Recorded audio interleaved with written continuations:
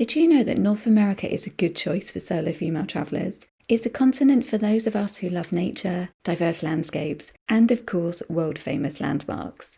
If you've ever wanted to plan a trip to the United States or Canada, then this episode is for you. Stay tuned. Welcome to Girl About the Globe, a podcast for you, the solo female traveller, empowering women to travel solo with maximum adventure, minimum impact. So if you think of North America, you'll conjure up images of road trips, skyscrapers, desert cities and Rocky Mountains. But the USA actually has 50 states to explore, plus neighbouring Canada and Paradise Islands. There are also dramatic landscapes, snowy peaks and some amazing beaches to visit. It's actually more diverse than you think. North America is an ideal place for a solo. Not only do they speak English, but people are relatively friendly and with great service. You'll be made to feel really special if you're by yourself. Easy to meet others, and there's always help if you need it. Plus, finding your way around is relatively easy. But although places such as San Francisco and New York are cosmopolitan, you may find that the attitudes in the South can be a little bit more old-fashioned than the rest of America. But their hospitality is incredibly warm, and you won't encounter any uncomfortable stares or leering men here, no more than you would in your own country anyway. America has a diversity of people, and although it is safe for solos, avoid walking in big cities after dark to prevent being mugged, and ask in your accommodation for any areas that you should avoid. If you do decide to hire a car, pull over at gas stations at night where there are other people, instead of a quiet spot when you're alone. If you go hiking, stick to marked trails, don't hike at night, and camp next to others for a bit of added security. Canada, on the other hand, is incredibly safe for solos. Canadians are very friendly to travellers, and they even apologise as much as us, the British. So if we start with the Northeast, things to see and do in America, New York City has to be the most famous city of them all, and it's a shopper's paradise, with iconic buildings such as the Empire State Building and the Chrysler Building. You can take the Staten Island ferry past the famous Statue of Liberty, or you can wrap up nice and warm and skate around Central Park in the winter. You can sail in Newport, Rhode Island, which is said to be the sailing capital of the world, or ski in Vermont, which is one of the safest states in America, known for its ski resorts and rural settings. New Hampshire is the place for the outdoors solo, with the White Mountain National Forest and over 1,000 lakes. It's even got its own Stonehenge, found in Salem on Mystery Hill. You can take a trip to Massachusetts and spot great white sharks on Cape Cod, an area made famous by the movie Jaws, where you can just cycle along the century-old canal or explore the many diverse towns and villages, which are a draw for tourists with natural attractions and miles of beaches. Or you can choose to just experience the rural charm of Connecticut or the diversity of Maryland, with the sea and mountains, and the fun resort city of Ocean City, with its amusement parks and skyscrapers. Hike Valley Forge in Pennsylvania, or visit the oldest Protestant church in the USA, which you can find in Delaware. Spend some time in the country's capital of Washington, D.C., the centre of the US government, as if you need reminding of that, and known for its famous museums and many historical monuments. Or just travel north and indulge in some fresh seafood in Maine. You can head west to deserts, which are my favourite landscapes, canyons and California sunshine, and with a coastline that's just perfect for a road trip. You can watch a show in Las Vegas, a desert city known for its nightlife and casinos, or take a helicopter ride across the Grand Canyon to escape the chaos of the city. If you love celebrities, you can go celebrity spotting in Hollywood and LA, walk along the Avenue of the Stars, before window shopping in Rodeo Drive in Beverly Hills. Don't forget to take your credit card if you are actually shopping. You can see giant redwood trees in California, or spot grizzly bears in Yellowstone National Park, before admiring the views of Golden Gate Bridge in San Francisco. You can explore the Great Salt Lake and the rock formations of Utah, or the Rocky Mountains in Colorado, or just feel the wind in your hair on an epic road trip along Route 66. Visit Texas for the Houston Space Center, New Mexico for the glistening white sands, and ski in Colorado. There's also plenty of hiking there too, from the Glacier Park in Montana to the Crater Lake and dunes in Oregon. Chicago sits in the Midwest and is one of the top destinations in the US with great architecture and art.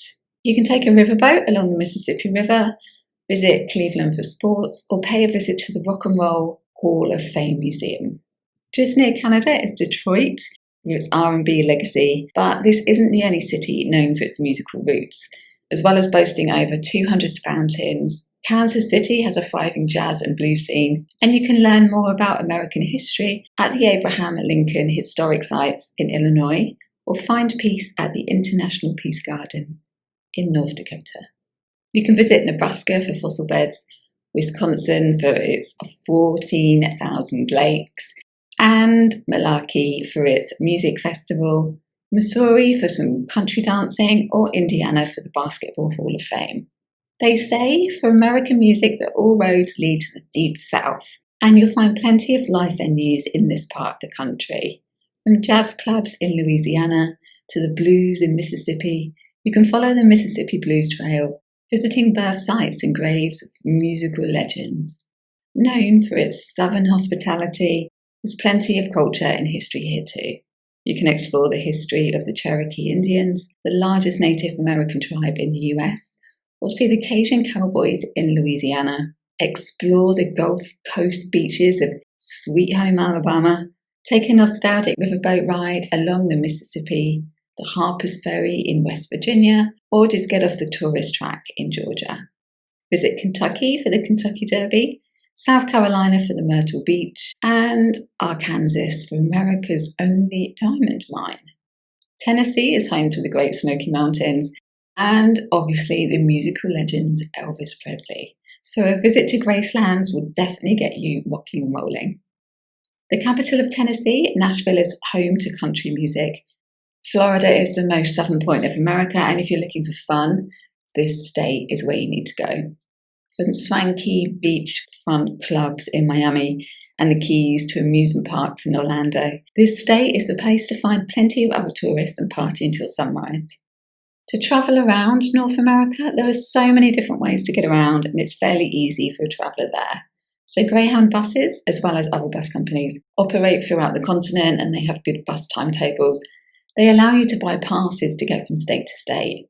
America is also known for its road trips, and you've obviously heard of the iconic journey, Route 66. So hiring a car is very easy, and it gives you the freedom to stop where you want.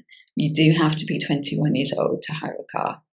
But getting from state to state does take time, so there is a good flight network and many low-cost internal flights if you need to travel long distances.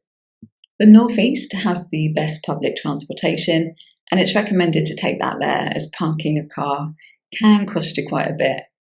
But a car is needed to explore the Midwest, and it's very easy to find car rental companies. Greyhound do operate buses there, but they may be a little bit slower than you need. There are a few options of getting around outside the cities in the west of America. Again, you can rent a car, take the Greyhound or alternative bus companies between cities, or fly with low-cost airlines. The MARTA is a good train system with Atlanta, or you can fly with Southwestern Airlines and other low-cost airlines. Gas, or petrol, as we say in the UK, is cheap, so renting a car isn't that expensive. For those who love the outdoors, then Alaska is the perfect region for nature, with remote wilderness, mountain peaks and glacier lakes to an abundance of wildlife, from whales to brown bears. Never been to Alaska, but it is really on my list. There's more national parks than you have time to see, and Alaska is broken up into different regions, each with scenery that apparently just blows you away. But travelling around in Alaska isn't that easy because some of the roads are in poor condition. There is a railway line, but it can be quite costly. So if you do need to get around, consider an air pass with Alaska Airlines. If you're feeling a bit flush, then renting a plane and a pilot is a unique way of exploring the state. Ferries run along the coast, which take you through the fjords and past Anchorage. I'm also including Bermuda as well in North America. It's still owned by the UK, but Bermuda lies off the coast of America and is made up of several islands isolated from the rest of the continent. I've been to Bermuda and it's just beautiful. Accessible only by boat or plane, its main attraction is its pink sandy beaches And of course, the famous Bermuda Triangle, where various craft have been known to disappear. With names such as John Smith's Bay and Somerset Village, if you're visiting from the UK, you will feel right at home. To travel around Bermuda, there aren't that many ways to get around, so the best way is to either hire a bike or a motorbike. You don't need a driving license to rent a scooter there. There are also hybrid bikes to help you get up the hills, which you can hire daily. And you can't rent a car, but there is a good bus system that takes you to the beaches. Ferries operate daily, and there are 4 different ferry routes which can be quicker than taking the bus. Hawaii is another place that is on my travel wish list. Apparently it's an amazing destination to visit and one for my solo bucket list. It attracts women searching for transformational travel, as well as nature and volcano lovers. It's meant to be a very spiritual place. As well as gorgeous locations, the islands have a lot of historical significance. If you love to surf, then head to the north shore of Oahu. Don't know if I'm saying that correctly. This area is well renowned for its amazing coastlines, beautiful beaches, and its waves during the winter that are completely larger than life. You can explore Na Pali Coast while you're there. The most popular destination in Hawaii is the USS Arizona Memorial at Pearl Harbor, where you can take guided tours and boat shuttles to learn more about what happened at this famous harbour. Crime is virtually non-existent in Hawaii. Places such as Hilo are very untouristy, so you can integrate with the locals. But as a solo, you just need to be a little bit cautious on isolated beaches. Travelling around, the road to Hana is apparently one of the most popular activities, and it's the most beautiful drive in Hawaii. The Hana Highway has gorgeous landscapes, including gorgeous waterfalls, black sand beaches, and the only winery in Maui. You can hire a car to experience this island at your own pace.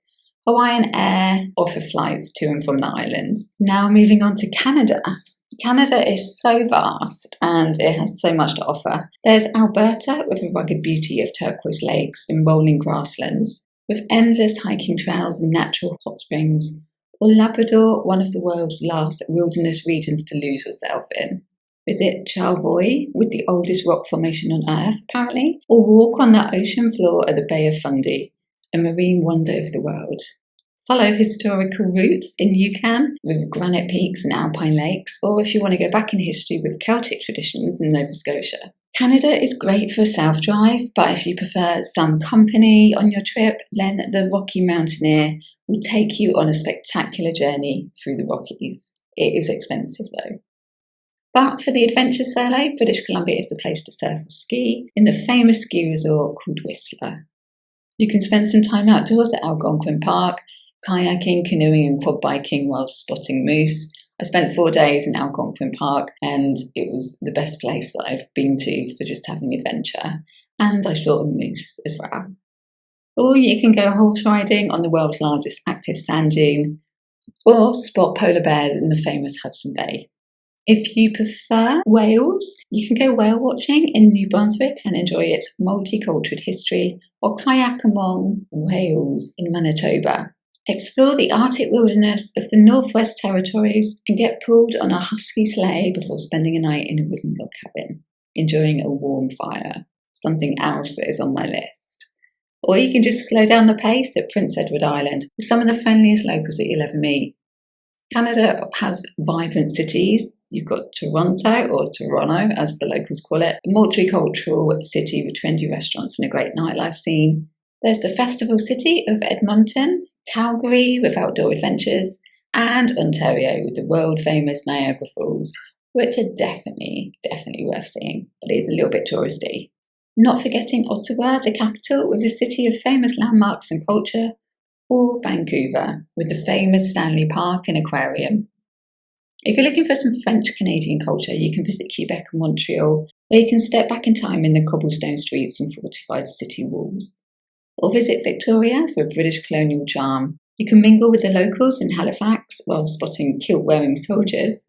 Enjoy the culture and festivals of Saskatoon, or the artistic talents within Dawson City, or explore the Arctic capital of Nunavut with thousands of years of Inuit history. If you're planning to travel around outside the cities in Canada, it's not difficult to get off the beaten track. It's quite easy. Again, Greyhound buses operate. It's also a good rail system with VIA Rail, but getting somewhere takes a very long time because the distances are quite vast. As I just mentioned before, the Rocky Mountaineer is an iconic rail journey across the Rocky Mountains.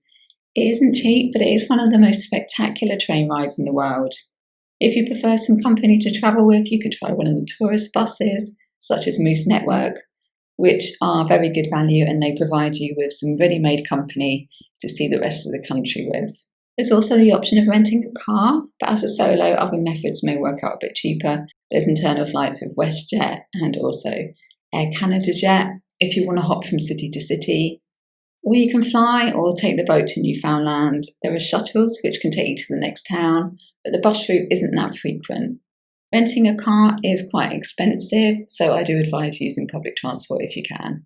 So, highlights of North America.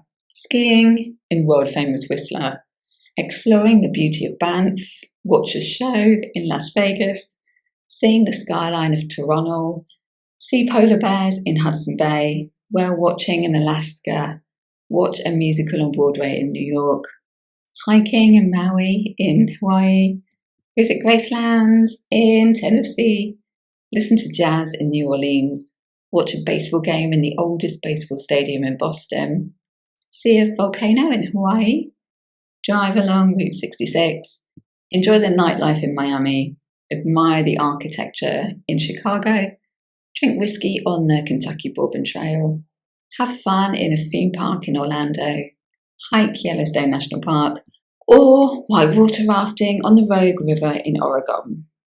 North America also has 2 of the 7 wonders of the world. It's got the Grand Canyon in Arizona and the Northern Lights in Alaska.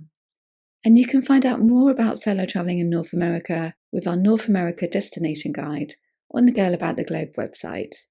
Thank you for listening to Series 3 of the Girl About the Globe podcast. I'm now taking a break for December and for the Christmas period, and I see you in 2021.